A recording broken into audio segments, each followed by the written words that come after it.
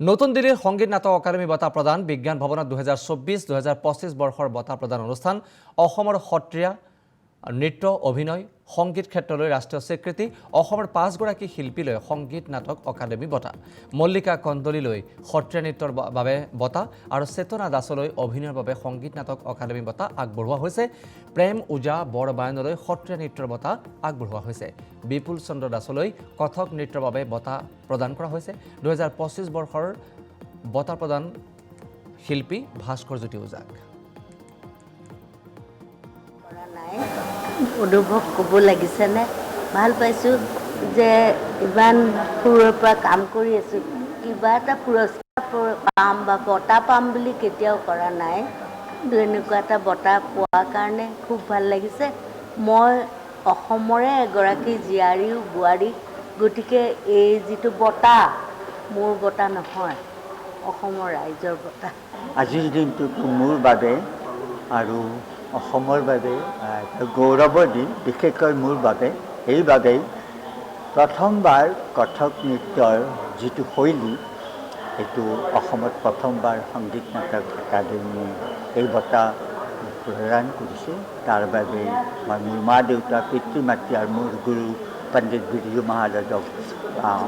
দেৱক প্ৰণাম জনাইছোঁ আৰু সঁচাকৈয়ে মই ভাবোঁ আন যিকেইটা শাস্ত্ৰীয় নৃত্য অসমত চলি আছে বৰ্তমান হয়তো তেওঁলোকৰ কাৰণে এখন দুৱাৰ মুকলি হৈ গৈছে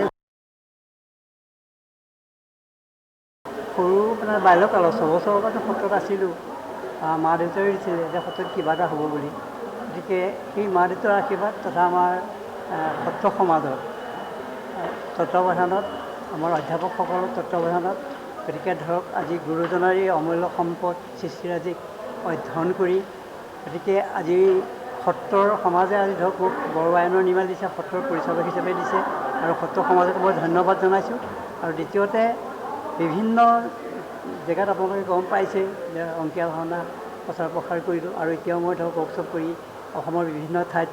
মোৰ সেৱা আগবঢ়াইছোঁ হয়তো তেখেতসকলৰ আশীৰ্বাদতে আজি মই এই আনন্দৰ দিনটো উপভোগ কৰিবলৈ পাইছোঁ বুলি মই নিশ্চয়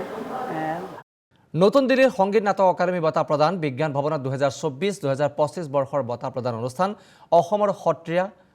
নৃত্য অভিনয় সংগীত ক্ষেত্ৰলৈ ৰাষ্ট্ৰীয় স্বীকৃতি অসমৰ 5 গৰাকী শিল্পীলৈ সংগীত নাটক একাডেমী বঁটা মল্লিকা কন্দলীলৈ সত্ৰীয়া নৃত্যৰ বাবে বঁটা আৰু চেতনা দাসলৈ অভিনয়ৰ বাবে সংগীত নাটক একাডেমী বঁটা আগবঢ়োৱা হৈছে প্ৰেম উজা বৰবায়নলৈ সত্ৰীয়া নৃত্যৰ বঁটা আগবঢ়োৱা হৈছে বিপুল চন্দ্ৰ দাসলৈ কথক নৃত্যৰ বাবে বঁটা প্ৰদান কৰা হৈছে 2025 বৰ্ষৰ বঁটা প্ৰদান শিল্পী ভাস্কৰ জ্যোতি উজাক